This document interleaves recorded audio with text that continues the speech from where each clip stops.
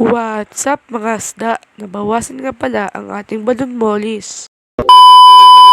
Totoo nga pala sinabi kong masamang bad news. What? Ikaw talaga masama na bad news pa. By the way, bakit nga ba namatay ang ating balon molis fry? Dahil siya nga pala ay nalunod. Opo, nalulunod po talaga ang mga isda pag wala po silang oxygen o tinatawag na aerator. Ang aerator po kasi nagbibigay ng oxygen sa ilalim ng tubig. I don't know if this is true or false. Kaya nabubuhay po ang ating mga isda. Okay. Tapos bumili nga pala ako ng tig 25 na Joby.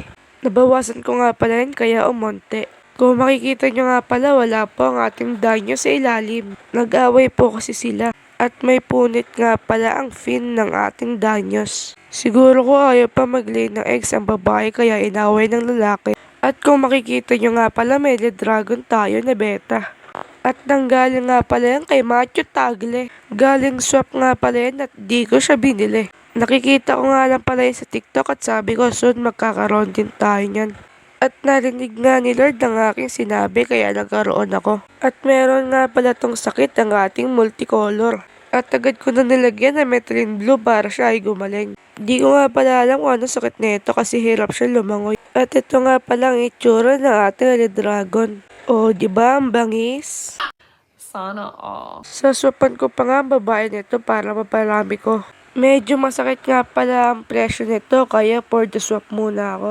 Dito ko nga pala nilagay ang aking mga molis. Kung makikita nyo nga pala ay nandito ang ating mga danyos.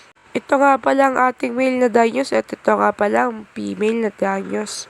Kung makikita nyo nga pala hirap lumangoy ang ating female na danyos dahil sira nga pala ang kanyang fin. Di ko nga pala alam kung tutubo pa ito. Itatry ko nga pala ito ay Metrin Blue at baka tumubo pa. Ewan ko kung tutubo pa ito. Pero sana nga tumubo. Tapos kung makikita nyo nga pala dito ang ating medusa. Dalawa nga pala sa kanyang tumutusok. Itong platinum ko pati nga pala ang ating medusa na lalaki. Tatry nga pala natin maglabas ng new chop or tinatawag na